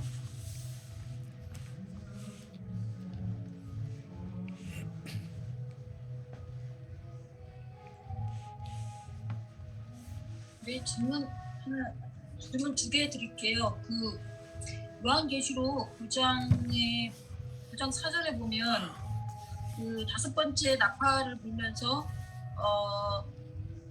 오직 이마에 하나님의 인침을 받지 아니한 사람들만 헤아리라는 부분을 제가 교육받기로는, 여기 그 첫 번째 나팔부터 다섯 번째는 믿지 않는 영혼들, 이마에 인침을 받지 아니한 자들이고, 그 이후에 여섯 번째 나팔 이후는 그런 표현이 없기 때문에 그 이후에는 심판을 믿는 자는 받지 않을 것이라는 말씀을 제가 들었는데, 지금 일라이자 선교사님 얘기 두 분 얘기를 들어보면, 로마서나 이런 얘기를 들어보면, 이게 그러면 그 말씀에 준하여 보면 이것이 그것을, 많은 말씀 중에 이 한 구절만 있거든요. 임침을 받지 아니한 사람만 해야 한다는 말이. 그러면 전체에 대해서 믿지 않는 영혼들에 대한 그 상징성으로 이 한마디 들어갔다고 봐도 되나요? 말이 어려운데. 네, 좀 질문이 무슨 질문 하시려는 건지 제가 약간은 이해했는데 전체를 정확하게 이해하지 못한 것 같은데, 제가 한번 질문을 반복해 볼게요. 지금 질문하시는 핵심이 계시록 9장 4절에서 하나님의 도장이 이마에 찍히지 않은 사람들만 이제 해야라 하는 명령이 있기 때문에 하나님의 그 도장을 이마에 받은 사람들은 해야지 않는데, 그것은 이제 다섯 번째 나팔 심판부터니까 그런데 그 다섯 번째 나팔 심판 후부터는 이 해야지 말라는 말씀이 다시 반복되지 않기 때문에 하나님의 백성에도 이 심판들이 임한다고 그렇게 가르침을 받으셨다. 그래서 질문이 뭐죠? 그 다음에 그다음 질문이 근데 지금 두 분 말씀을 들어보면 네. 저희는 이제 그 보호를 받는다는 개념을 말씀을 네네. 해주셨잖아요. 네네. 그럼 이 문장은 전체적으로 나팔부터 여러 나팔이나 여러 심판들이나 대접이나 이런 모든 것들이 믿지 않는 자들에게 해당된다라는 것을 상징적으로 이 구절에만 나타낸 것인가? 예. 이 질문이. 네네. 감사합니다. 네, 좋은 질문 하셨고요. 이제 약간 두 가지 정도를 우리가 그 좀 더 정확하게 설명하면 좋을 것 같아요. 첫 번째는 뭐냐면은 우리가 이 인심판과 나팔 심판과 대접 심판은 하나님의 진노의 심판이기 때문에 믿는 자들에게는 이것이 믿는 자들을 향해 교회를 향해서 하신 심판이 아니라 믿지 않는 그리고 적그리스도의 짐승의 표를 받은 악한 자들을 제거하시기 위한 심판이라는 것을 우리가 강조한 것이고요. 그러나 아까 우리가 강조했던 것처럼 동시에 사탄의 분노가 있기 때문에 믿는 자들에게도 고통의 시간이 있을 거예요. 핍박이 있을 것이고 순교가 있을 것이고 그런 불이익을 당하는 일들이 있기 때문에 그래서 이거 하나님의 심판은 물론 믿는 자들에게 임하는 것이 아니에요. 그러나 사탄의 분노나 또 이 피조물들의 어떤 그 신음하는 소리들이나 악한 인간들의 죄악은 이 땅에 있는 사람들에게 영향을 받습니다. 믿는 자들도. 예를 들면 오늘날 미국에서 많은 총격 사건들이 있는데 어떤 정신병자들이나 어떤 그런 그 어둠에 잡혀 있는 자들이 이 무고한 사람들이 죽이잖아요. 그런데 그 죽임을 당한 자들에게 사이에는 믿는 자들도 있지만 믿지 않는 자들도 있지만 믿는 자들도 있다는 거예요. 그래서 이 땅이 타락한 세상이고 그 죄가 있는 세상이고 하나님의 완전 통치가 있지 않는 우리가 세상을 살기 때문에 이 땅에서도 그런 불의의 사고나 어떤 비극의 사건들을 우리가 당할 수 있는 거죠. 그래서 제가 지금 질문하신 것에 정확하게 답변을 하는지 모르겠지만 마지막 때의 고통에 여러 가지 원인이 있지만 그 중에 첫 번째 원인은 하나님의 진노가 될 것인데 이것은 하나님의 교회를 향하는 것이 아니다. 이것을 우리가 잠깐만 강조한 거고요. 그다음에 나머지 것들은 믿는 자들이나 믿지 않는 모든 사람들이 이 땅에 살기 때문에 그 고통을 당하는 시간이 있을 것이고 그러나 그 와중에도 하나님께서 특히 이제 그 하나님의 그 진노의 심판에서는 하나님의 백성들을 특별하게 보호해 주시는 고센 땅의 원칙이 적용될 거라는 거죠. 네, 감사합니다. 그러면 하나 더 질문 드리면 그 음료에 대해서 저도 관심이 있는데 뭐에 대해서요? 음료. 음료 음료요, 바벨론. 네. 네네. 근데 그 인터넷을 보거나 제가 또 개인적 교육받기로도 바티칸이나 교황을 상징을 많이 한다고 들었거든요. 네네. 아까 근데 목사님께서 말씀하실 때는 그쪽에 대한 겨냥은 전혀 없었어요. 네. 이 의견에 대해서 어떻게 생각하시나요? 네네. 이게 좋은 질문하셨습니다. 그리고 이것에 대해서 우리가 좀 더 고민을 해봐야 되는데 하나는 모든 종교 통합에 카톨릭이나 기독교나 이슬람이나 그 유대교나 다 포함돼요. 그래서 모든 종교 통합에 물론 카톨릭도 포함이 되고 그 교황도 포함이 되겠죠. 그러나 이제 어떤 교회들에서는 이 카톨릭이 교황이 적그리스도고 카톨릭이 종교 통합의 선두주자가 될 것이다 이렇게 가르치는 분들이 있는데 그럴 수도 있어요. 가능성도 있습니다. 그러나 그렇다고 우리가 확증을 할 수 없는 이유가 성경에서 그렇게 카톨릭에 대해서 언급을 하지 않고 두 번째 이유는 뭐냐면은 이 성경 계시록을 자세히 공부하면은 이 적그리스도의 이 종교 통합이나 어떤 그 나중에 거짓 종교가 강제 종교로 바뀌면서 하는 그 모습은 카톨릭의 수준이 아니에요. 카톨릭도 무조건 포함이 되겠지만 카톨릭과 어떤 교황이 지금 정치적으로 어떤 그러니까 우리가 카톨릭을 이해되는 것 중에 하나가 뭐냐면은 이 로마 카톨릭은 종교이기도 하지만 정치 시스템이에요. 그래서 카톨릭 그 교황이 어떤 나라를 방문하면은 그 나라의 대통령들이 그를 맞이하고 같이 면담을 하잖아요. 그러니까 이 바티칸이라는 이 도시만이 아니라 국가예요. 그것이 유엔에서 인정하는, 그렇기 때문에 종교 지도자이기도 하지만 정치 지도자이기도 하고, 그래서 이제 그것이 이제 그 적그리스도의 모습과 비슷한 부분이기 때문에 이제 그 교황을 적그리스도로 보는 분들이 있지만, 제가 지금 강조하고 싶은 건 뭐냐면은 가톨릭보다도 훨씬 더 광범위하고 전 세계적이고, 그리고 더 나중에는 강제적이고 교묘하고 그런 그 마지막 때 그 거짓 종교 시스템이기 때문에 우리가 이제 그러나 가톨릭 가운데서 또 강조하고 싶은 건 뭐냐면은 믿는 자들이 있어요. 그리고 무슨 얘기냐면 교회 안에서도 크리스찬이라고 하지만 가짜 크리스찬이 있는 것처럼, 물론 진짜 크리스찬들이 더 많겠지만 그 기독교에서도 배교하는 자들이 나올 것이고, 가톨릭에서도 배교하는 자들이 나올 것이고, 모든 종교에서 배교하는 자들이 나올 것이기 때문에 기독교만 아니라 그래서 이제 이 가톨릭 안에서도 저는 예수님 믿는 사람들이 있다고 봅니다. 물론 소수겠지만 그 안에서도 성령을 체험한 사람들이 있고, 성경 66권만이 하나님의 말씀의 유일한 말씀이라는 것을 인정하는 자들도 있고, 예수 그리스도만이 오직 유일한 구원이라는 것을 믿는 사람들이 있어요. 얼마나 될지 모르지만, 그래서 그 안에서도 구원받는 자들이 있겠지만, 물론 배교하는 자들이 많을 것이고, 종교 통합의 어떤 중요한 통로로 사용될 수도 있겠습니다. 그래서 거기까지 제가 설명하면 좋겠습니다. 제가 여러분께 반복해서 다시 한번 상기해드리고 또 상기해드리고 싶은 부분은, 성경 무엇을 해석을 하시던지 간에 항상 성경을 가지고 성경을 해석하셔야 됩니다. 그러니까 우리가 추론을 가지고 그것에 근거해서 기반해서 성경 해석학을 풀어가다 보면 성경이 강조하고 있지 않은 점에 우리가 포커스가 갈 때가 있거든요. 그러니까 예를 들자면 뭐 교황이 음녀 바벨론이다, 아니면 뭐 가톨릭이 음녀 바벨론이다, 이런 추론 같은 경우에 그 뿌리를 가보게 되면 약간 종교 통합이 음녀 바벨론이다라는 추론이 있고, 그 추론이 어디서 시작됐는지 보게 되면 데살로니가전서 5장 3절이에요. 맞죠? 안전하다, 그들이 안전하다 평안하다 할 때에 멸망이 해산하는 여인에게 닥치는 것처럼 진통이 임할 것이다. 그렇죠?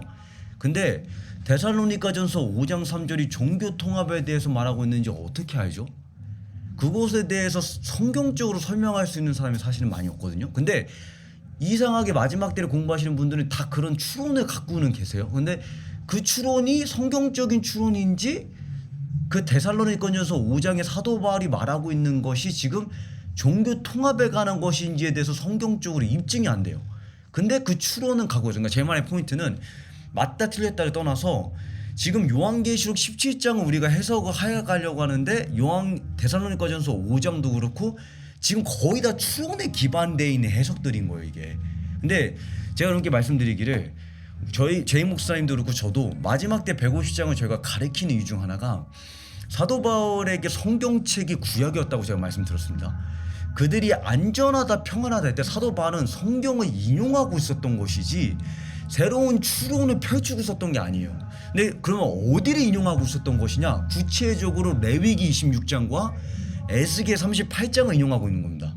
레위기 26장과 에스겔 38장을 여러분께서 비교를 해보시면 사도 바울이 말하고 있는 안전하다 평안하다의 징조는 구체적으로 예루살렘 도시의 안전조약이 펼쳐지는, 그러니까 이거는 종교통합에 대한 얘기는 아니에요. 종교통합에 대한 얘기가 아니라 적그리스도가 이스라엘 지도자들과 구체적으로 정치, 외교 정책을 펼치는 것에 관한 것이지 종교통합에 관한 게 아니거든요. 근데 어디선가 누군가는 종교통합이라는 추론을 시작을 했고, 이제 마틴 루터 때부터 이제 종교 개혁자부터 이 음녀 바벨론이 가톨릭이다, 이런 추론을 펼쳤어요. 추론. 근데 이거는 추론이지 성경적인 근거가 있는 게 아니에요. 그래서 저는 뭐 가톨릭을 옹호하고 안 하고 이거 지금 여러분과 말씀드리는 것이 아니라, 음녀 바벨론이던 그것이 짐승의 표이든 아니면 적그리스도인든 간에 제가 말씀드리기를, 항상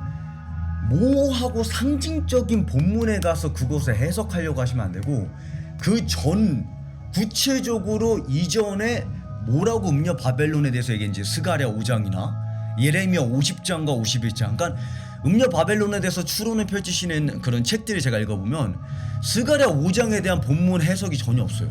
예레미야 50장, 51장에 대한 해석이 전혀 없어요. 그런 상황에서 그냥 요한계시록 17장에 가서 다양한 어떤 역사적인 추론들의 근거에서 또 다른 추론을 펼치는 거거든요. 그래서 제가 여러분께 말씀드리는 것은 일단은 음녀 바벨론의 특징이 무엇인지를 이전 본문에서 뭘 얘기했는지를 먼저 살펴보시는 것이 중요하다고 저는 생각을 합니다. 그래야지 저희가 성경적인 해석을 좀 할 수가 있고, 또 두 번째 하이라이트 드리기 원하는 것은 성경을 보시게 되면 그 요한계시록 17장과 18장에 제 목사님께서도 하이라이트 해주셨지만 이 17장과 18장에 근거하면 가장 하이라이트 되고 있는 부분은 상업적인 면이에요. 아까 제 목사님께서도 이것이 이제 이라크의 바그다드의 어떤 도시가 될 수도 있다 말씀하셨는데, 17장과 요한계시록 18장에서 하이라이트하고 있는 음녀 바벨론의 특징은 도시예요, 도시.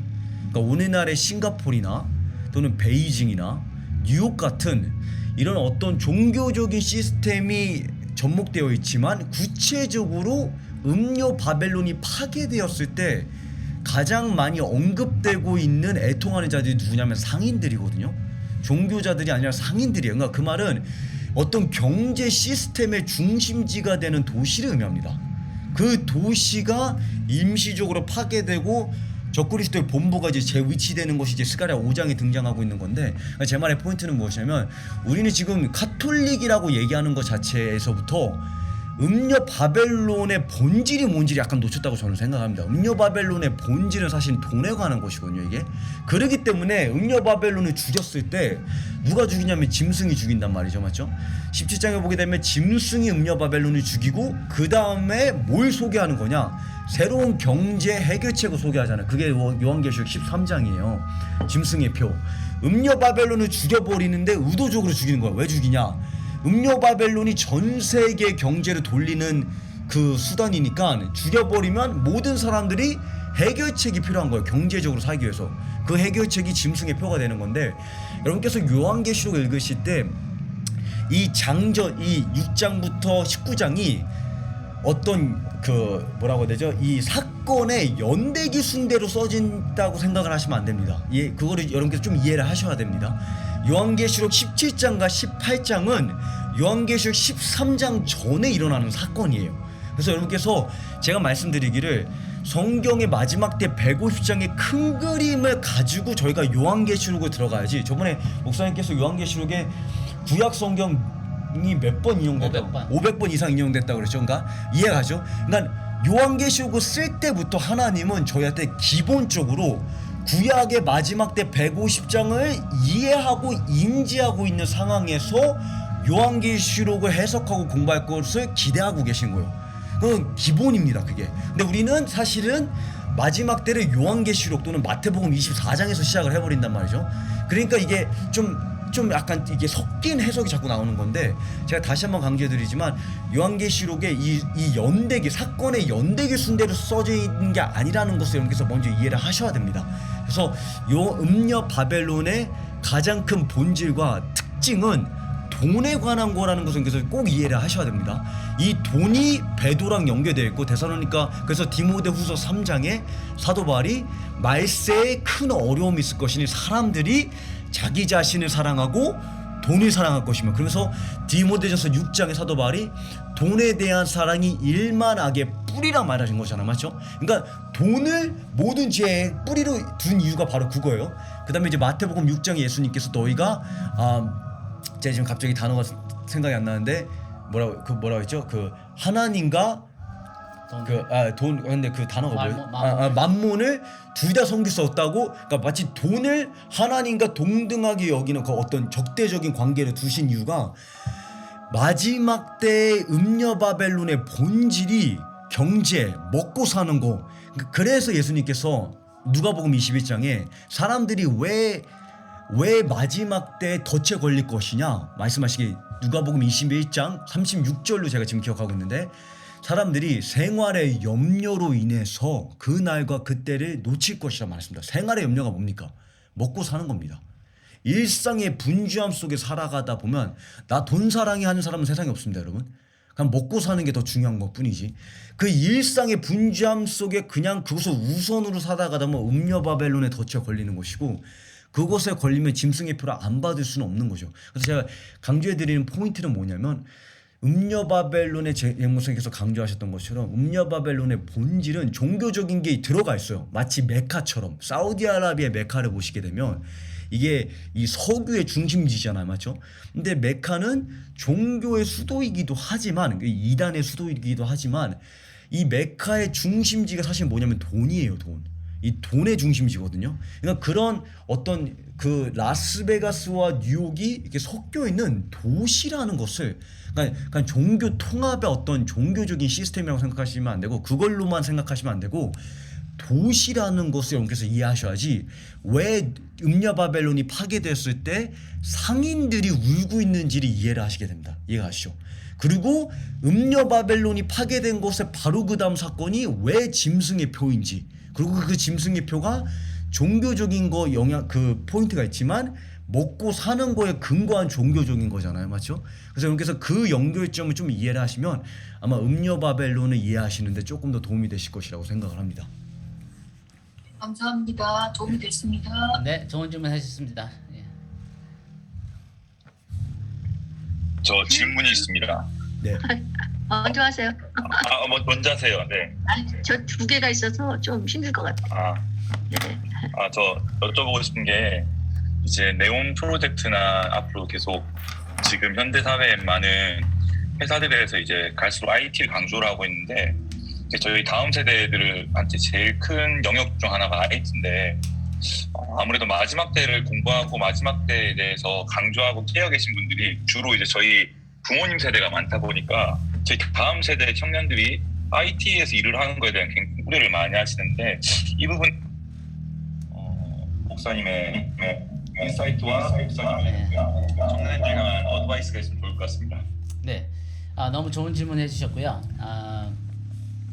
그냥 제 견해입니다. 이것은 뭐 성경에서 얘기하는 게 아니라 제 견해인데, IT 쪽이 점점점 이 테크 회사들이 경제적으로나 사회적으로 영향을 많이 미치기 때문에 저는 반드시 기독교인들이 그 안에서도 영향력을 끼치고 탁월함을 발휘해야 된다고 믿고 있거든요. 모든 사회 영역이 그렇지만, 그래서 좋은 예를 들면은 다니엘이에요. 여러분, 우리가 다니엘이 예수님께서 선지자라고 했고 마지막 때에 대한 많은 예언을 했고, 또 다니엘서가 굉장히 중요합니다. 다니엘서가 구약의 계시록이라고 불릴 정도로 다니엘서와 계시록은 반드시 같이 공부를 해야 됩니다. 그래야지 계시록이 다니엘서를 설명해주고 또 다니엘이 계시록을 설명해주는 부분들이 있어요. 근데 다니엘은 풀타임 사역자가 아니었어요. 목사도 아니었고 그 풀타임 선지자도 아니었고 뭐 레인도 아니었습니다. 근데 정치인이었거든요.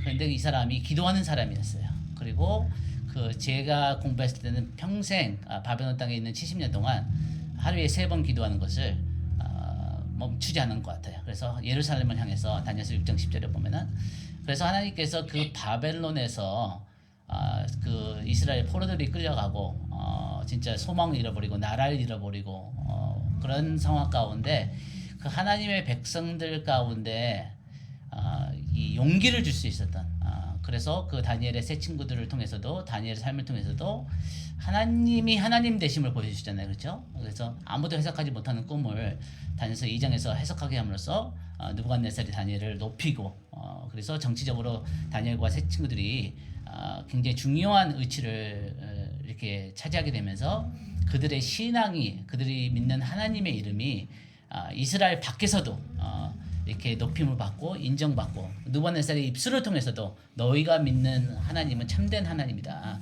모든 신들 위에 뛰어나신 하나님이다, 풀무불 사건도 그렇고 사자굴 사건도 그렇고 다니엘서 5장에서 그 벽에 알 수 없는 글씨가 하나님의 손가락으로 적히면서 그것을 오직 해석할 수 있는 사람이 다니엘이면서 다니엘의 하나님이 참된 하나님으로 본 거거든요. 그래서 질문에 대해서 답을 하면은, 제가 말씀드린 것처럼 저는 사회 모든 영역에 우리가 빛과 소금의 역할을 해야 되는데, 특히 영향력 있는 이 IT 쪽에 이미 그런 사람들이 있어요. 숨겨진 사람들이.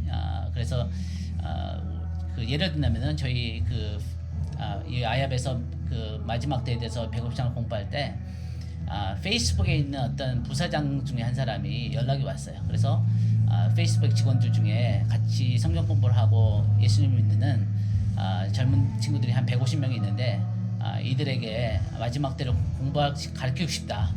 그래서 그런 공부를 따로 이렇게 열어줄 수 있냐 하는 그런 요청이 왔었어요. 그래서 이런 사람들이 하나님께서 이미 모든 영역 가운데 IT를 포함한 것에 숨겨져 있고 또 이런 자들을 또 가르치고 이렇게 인도해주고 또 이렇게 격려해주고 할 수 있는 그런 사람들이 필요하고 또 우리 자녀들 가운데 이런 탁월하고 다니엘 친구 같은 사람들이 반드시 나와야 된다고 믿습니다.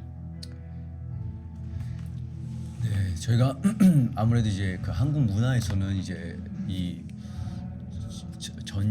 이런 기술, 이런 시스템 이런 거에 대해서 이제 교회적인 차원에서 그렇게 좋게 긍정적으로만 생각하지는 않잖아요, 맞죠? 근데 여러분, 우리가 역사를 보게 되면 이 꼭 기술 자체가 악하고 나쁘다는 것은 성경적인 패러다임은 아닙니다. 하나님께서 또 종종 교회 역사 가운데서도 새로운 테크놀로지, 새로운 기술 시스템을 복음이 전파되고 복음이 확산되는 일에 많이 사용하시고, 예를 들자면 이제 사도 바울 시대에 그 로마 사람들이 로마 길을 만들었잖아요. 그게 오늘날의 소셜 미디어 같은 거예요. 그게 오늘날의 컴퓨터 같은 거고, 그때는 그게 새로운 테크였어요. 새로운 기술이었던 거죠. 근데 그 기술을 로마 사람들은 전쟁하고 사람들이 죽이려고 그 길을 만들었지만, 그 길 덕분에 사도 바울이 복음 전도할 수 있는데 수월할 수가 있었단 말이에요, 맞죠?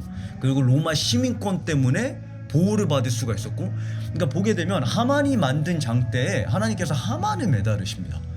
이거는 100%예요. 그래서 저는 항상 그게 기술이 되었든 음악이 되었든지 간에 우리가 흑백 논리, 이렇게 맹목적으로 무조건 나쁘다는 거는 성경적인 패러다임이라고 생각하지 않습니다.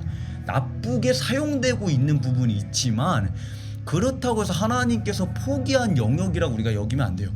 오히려 그 안에서 제가 한 가지 얘가 생각이 나는 거는 아합의 시대 때, 제가 지금 그 장군의 이름이 지금 갑자기 기억이 안 나는데, 아합의 시대 때 이세벨과 아합의 측근인데, 그 아합의 측근이면서 하나님을 경외해서 7,000명의 선지자들을 섬겨줬잖아요, 맞죠? 숨겨줬단 말이죠. 오바댜 맞죠? 근데 그 오바댜 장군이 그 장군의 위치를 만약에 맹목적으로 떠났다고 생각해 보십시오.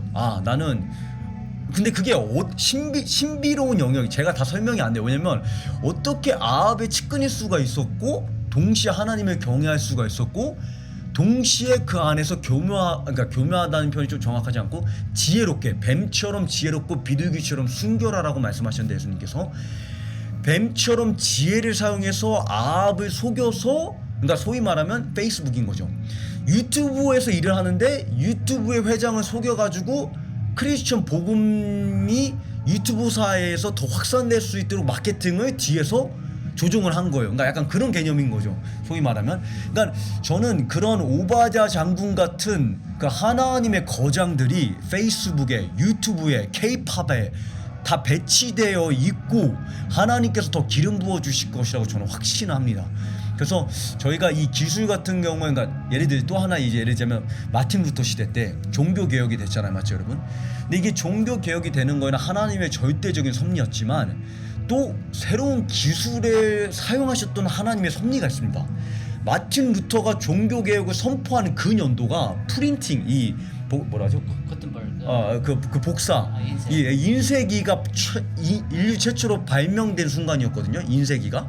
그러니까 마틴 루터의 그 정신력과 영성 때문만 그 종교 개혁이 된 게 아니에요. 이게 종교 개혁이 되는 시점에 인쇄기가 발명이 되면서 마틴 루터의 그 신학과 그런 글들이 인쇄돼서 독일 전역에 갑자기 확산이 됐단 말이죠, 그때.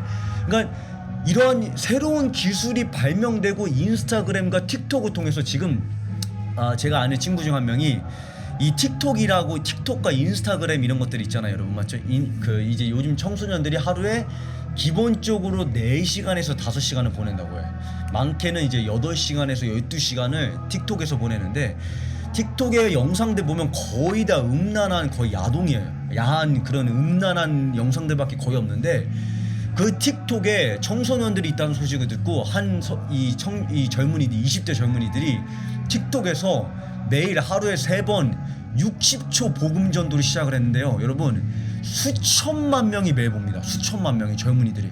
근데 그 수천만 명의 젊은이들이 복음을 들으면서 한번 이 친구들이 틱톡 세례를 해가지고 틱톡에 있는 이 인스타그램에 있는 청소년들한테 자기 카메라를 켜게 한 다음에 자기 욕조에 들어가서 세례를 해가지고 기도를 해주는 그런 이벤트를 했는데 한 수천 명인가의 그 젊은이들이 자기 아파트에서 자살행위 하던 그 젊은이들이 자기 욕조에 들어가가지고 자기 스스로 세례를 하면서 하나님께 삶을 드리는 이런 일들이 펼쳐지고 있어요. 틱톡에서. 그러니까 우리가 맹목적으로 이 한국 문화가 특별히 그렇잖아요. 한국 사람들이 이 흑백 논리를 저희는 문화적으로 흑백 논리를 좋아한단 말이에요. 이게 좋던지 나쁘던지 둘 중에 하나밖에 없다고 생각하는 경향이 있는데 이거는 대한민국의 문화적인 부분이지 성경적인 패러다임은 아닙니다. 그래서 모든 게 그러니까 뭐가 어떤 한 가지가 무조건 선하던지 무조건 악하던지 옵션이 2개밖에 없다고 우리가 생각하기보다는 우리가 정말 뱀처럼 지혜롭고 비둘기처럼 순결해서 하나님께서 어떻게 이 기술을 사용하고 계시고 어떻게 이것을 통해서 복음 전도에 사용하기 원하시는지 좀 저희가 그런 큰 하나님의 패러다임과 좀 전략과 또 지혜가 좀 필요하다고 생각을 합니다. 네, 이 좋은 질문 하셔가지고 제가 한 가지만 더 하고 싶으면은 참고로 제가 대학교에서 컴퓨터 공학을 전공했어요. 그래서 저는 이런 기계나 IT 쪽에 좀 익숙하고 또 좋게 생각하는 경향이 있는데 아까 질문했던 것 중에 제가 답변이 약간 부족했던 것 같은데 이런 부모님 세대들이 지금 엔타임을 많이 공부를 하고 있는데 이런 다음 세대 애들이 이 메시지를 접하고 이 메시지에서 준비를 해야 되는 실질적인 주인공들이 아마 우리 다음 세대 아니면 그들의 자녀들이 될 것 같은데 그들에게 이 메시지가 어떻게 더 갔으면 좋겠냐. 저는 그 답변 중에 하나가 부모님 세대라고 생각합니다. 무슨 얘기냐면은 다니엘이 바벨론에 가기 전에 다니엘의 부모님이 있었기 때문에 다니엘이 있었다고 저는 확실히 믿어요. 근데 다니엘 부모님의 이름도 모르고 누군지도 성경에서 얘기를 하지 않지만 다니엘의 부모님이 기도하지 않는 사람들이었다면은 다니엘의 부모님이 다니엘을 신앙적으로 또 이 바벨론으로 가는 그 예레미야 선지자가 계속해서 예언을 했기 때문에 하나님께서 심판하시고 바벨론으로 가게 될 것이다. 그리고 이제 요시야 왕 때 다니엘의 아마 3살에서 뭐 한 8살 때 이스라엘의 마지막 부흥이 있었어요. 그 바벨론 포로로 끌려가기 전에 그때 아마 다니엘이 하나님을 깊이 체험하지 않았을까 하는 그런 추측도 있고요. 어쨌든 다니엘의 부모님이 있었기 때문에 다니엘이 있지 다니엘의 부모님이 없었으면 다니엘이 있을 수가 없다고 저는 믿거든요. 그래서 이것을 오늘날 우리에게 적용하면은 우리 부모님들이 이 엔타임 메시지를 우리 일라이자 선교사님이 계속 강조하는데 지식적으로만 아는 것이 아니라 이것을 우리가 삶으로 보여줘야 돼요. 삶으로 이것을 기도와의 능력과 살아계신 하나님의 능력과 이 하나님의 탁월함과 이런 것을 우리가 보여주면은 그 다음 세대들이 그 모습에 매료가 되고 그것이 매력적이고 이것이 더 나은 길이고 더 선한 길이라는 것을 알기 때문에 그 기도의 능력과 기도의 삶을 배우지 않을까 하는 생각이고요. 또 하나 우리가 마지막 때에 대해서 공부하면서 참 안타까운데 이런 오류가 있었어요. 뭐냐면은 이 주님이 오시니까 이 세상은 점점 막혀질 것이고 어두워질 것이기 때문에 예수님이 오셔야지만 이 모든 것이 해결될 것이기 때문에 자꾸만 사람들이 교회로 모였어요. 모이게 했어요. 특히 한국 교회에 그런 경험들이 있었는데 그래서 이제 세상은 악하니까 자꾸만 교회 안으로 와요. 그래서 교회 안에서 자꾸만 시간을 보내고 교회 안에서 성경 공부하고 교제하고 우리끼리만 하는 그런 것이 역사에 있었다는 거죠. 그런데 이제 어느 순간부터 한 뭐 10년, 20년부터 모이는 교회도 필요하지만 파송하는 교회, 이제 흩어져서 세상에 가서 빛과 소금의 역할을 하는 우리 참된 크리스찬들의 역할을 하자는 그런 아주 건강하고 좋은 움직임이 있었습니다. 근데 제가 강조하고 싶은 건 뭐냐면 우리가 마지막 때를 제대로 공부하면은 성경적인 공부를 한다면은 세상을 회피하는 것이 아니라 세상에서 도망와서 교회 안에서만 우리가 모이고 예수님이 언제 재림하실까만을 기다리면서 뭐 어떤 다른 생활을 포기하는 것이 아니라 오히려 우리가 주님이 오시는 게 가까우면 가까울수록 베드로 사도는 뭐라 하냐면 우리가 더 경건한 삶을 살고 두 번째는 서로 뜨겁게 피차 사랑을 하고 세 번째는 우리가 만약에 성경을 제대로 안다면 마지막 때가 가까우면 가까울수록 세상을 회피하는 것이 아니라 오히려 이제는 예수님이 다시 오시면은 회개할 기회가 없거든요. 예수님이 다시 한번 십자가를 지러 오시는 것이 아니거든요. 재림하시는 것은 세상을 심판하러 오시고 왕으로 오시는 거거든요. 그렇기 때문에 이 한 영혼도 멸망하지를 않으시기 때문에 오래 참으시는데 영원히 참으시지는 않아요. 그래서 하나님이 이 마지막 때 공의의 심판, 정의의 심판을 하시게 될 때 이 영혼들을 사랑하시는 그 하나님 아버지의 마음을 품고 세상을 이처럼 사랑하사 독생자를 주시기까지 사랑하신 그 아버지의 마음을 품은 자들이라면은 한 영혼이라도 더 구원하기 위해 한 영혼이라도 더 진리 가운데 이끌기 위해서 우리가 세상에서 도망가는 것이 아니라 세상 안으로 뛰어들어가서 그 안에서 살아계신 하나님을 증거하고 또 하나님의 그 능력과 영광을 나타내는 우리 크리스천들이 되어야 되지 않을까 그렇게 생각합니다. 네, 질문이요, 목사님. 네. 말씀하세요. 감사합니다. 네. 계시록 9장 16절에 보면은 마병대 수가 2만만이라고 이런 말이 나왔는데 이것을 그냥 아까 목사님 설명하신 그 아마겟돈 전쟁으로 봐도 되는 건가요? 그래서 그거하고 하나 더 계시록 20장 6절 그 첫째 부활하고 둘째 사망 이거 조금 설명 좀 해주셨으면 좋겠어요. 네, 다시 한번 제가 지금 약간 그 집중을 못했는데 계시록 9장 16절에 첫 번째 질문부터 하죠. 거기에 보면은 2억이죠. 2억이나 되는 2만만의 그 기병대 그들이 오는데 이것이 대접 심판이라 했나요? 대접 심판 아마겟돈 전쟁의 그것과 같은 것을 봐야 되냐 이렇게 질문을 하신 것 같은데 네, 맞기도 하고 또 약간 더 설명이 필요한 부분도 있습니다. 뭐냐면은 맞는 부분은 우리가 이제 그 마지막 3년 반 대환난 때 이제 아마겟돈 캠페인이 일어난다 그랬죠. 한 번의 전쟁이 아니라 여러 번의 전쟁이. 근데 그 가장 절정적인 전쟁이 예루살렘을 위한 전쟁이고 또 그것이 이제 아마겟돈 그 계곡에 모이는 그 전쟁이 될 건데, 네, 이것이 이제 2만만 그 2만 곱하기 만을 하면 2억이 되겠죠. 그래서 이 2억의 병사들이 그 기병들이 모이는 그 사건은 아마겟돈 전쟁이 될 것이죠. 그런데 이것은 나팔 심판이죠. 9장은. 그래서 이 나팔 심판 때 대환난 때 일어나는 것이고 또 이제 그 절정은 이 아마겟돈 전쟁이 마지막 부분에 예루살렘을 위한 전쟁으로 예수님과 이 적그리스도의 군대와 전쟁을 치르게 된다는 거죠. 그래서 그 군사들이 모이는 군대들이 모이는 계시록 9장 16절의 말씀과 아마겟돈 전쟁과 같은 사건이라고 볼 수도 있고 또 이것이 결국에는 예루살렘을 위한 마지막 때 전쟁의 마지막 부분이 연결되는 부분이라고 볼 수 있다고 생각합니다. 두 번째 질문이 뭐였죠? 네. 계시록 20장 6절을 좀 설명 좀 부탁하려고요. 첫째 부활하고 뭐 둘째 사망. 네네. 굉장히 좋은 질문 하셨어요.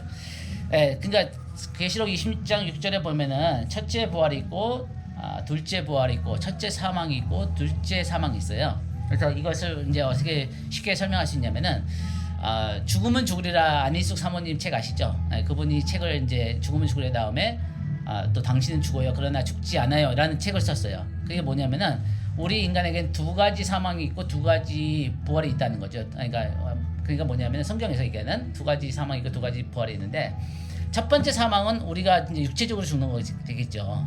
근데 두 번째 사망은 우리가 적그리스도와 그 사탄과 같이 불못에 던져지는 거예요. 영원한 죽음이 되는 거죠. 영원한 심판이 되는 거죠. 그거는 당하면 안 된다는 거예요. 구원을 받은 사람들은 아니니까 구원을 받아야 된다는 메시지인 거예요. 당신 죽어요 그러나 죽지 않아요. 그러니까 우리가 영원한 그 존재의 그 이 존재가 존재한다는 거, 영원히 존재한다는 거죠. 그래서 첫 번째 부활은 예수님이 고린도서 15장에 보면은 재림하실 때 믿는 자들이 부활해서 먼저 이제 아브라함 때부터 우리 믿음의 선진들이 죽은 자들이 무덤에서 부활하고 그 당시 예수님 재림할 때 살아있는 자들이 또 휴거를 당해서 부활의 몸을 입게 되는 것이 첫 번째 부활이죠. 그래서 우리가 첫 번째 부활을 입는데 두 번째 부활을 당하면 안 돼요. 두 번째 부활은 뭐냐면은 천년 왕국이 다 끝난 다음에 믿지 않는 자들, 죽은 자들, 모든 역사 가운데 죽은 자들 다 부활시키세요. 그래가지고 하나님께서 그 백보자 심판 앞에서 심판하시고 그 다음에 이제 믿지 않는 자들을 이제 불못에 던지시죠. 그래서 첫 번째 부활은 믿는 자들의 부활이고 두 번째 부활은 믿지 않는 자들의 부활이고 첫 번째 사망은 육체적인 죽음이고 두 번째 사망은 영원한 불못에 던지는 사망이라고 이해하시면 되겠습니다.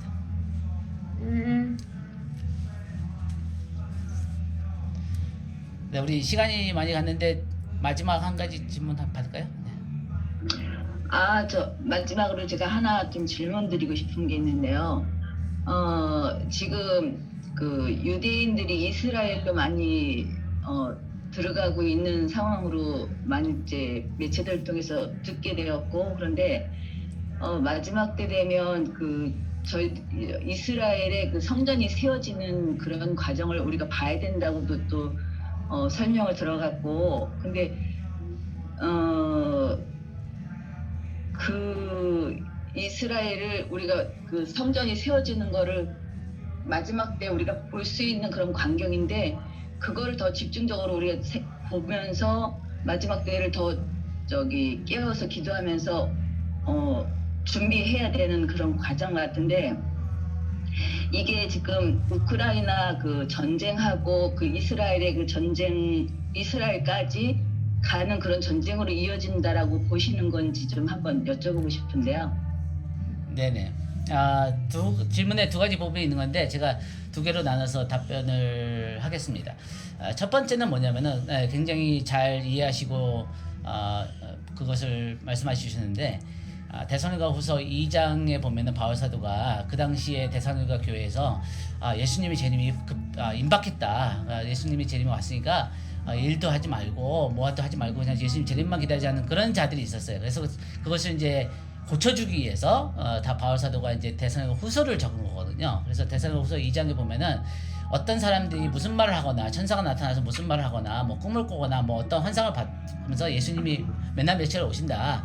그렇게 얘기하는 사람들 얘기를 듣지 말라 그래요. 그러면서 예수님이 재림하시기 전에 반드시 두 가지 사건이 있어야 되는데, 첫 번째는 이제 많은 사람들이 배교하는 일이 있게 될 것이고, 두 번째는 자칭을 신이라고 하는 그 불법의 사람이 성전에 앉아서, 예루살렘 성전에 앉아서 자기를 신이라 하고 경배를 요구하는 일들이 있을 것이다. 그러기 전에는, 그 멸망에 가정한 것이 일어나기 전에는 예수님께서 재림하지 않으실 것이다 라고 바울 사도가 얘기를 하죠. 그래서 우리가 마지막 때를 분별하는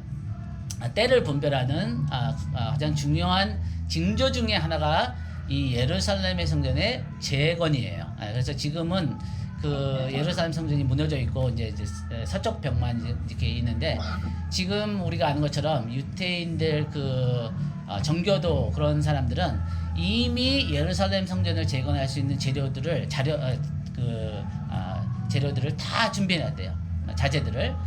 그리고 모든 걸 다 준비해야 돼요. 100%. 근데 오직 정치적인 문제만 해결되면은, 거기에 이제 지금 황금의 돔이 있기 때문에, 그 이슬람의 그 돔이 있기 때문에, 그래서 그것을 해결할 수 있는 정치적인 사람만 나타나면은 성전을 바로 재건할 수 있는 거죠. 그런데 그 성전을 짓게 그 정치적인 문제를 해결해 줄 수 있는 사람이 아마도 적그리스도가 될 거예요. 그러면은 진짜 이때가 가까웠다라는 것을 우리가 알 수 있다는 거죠.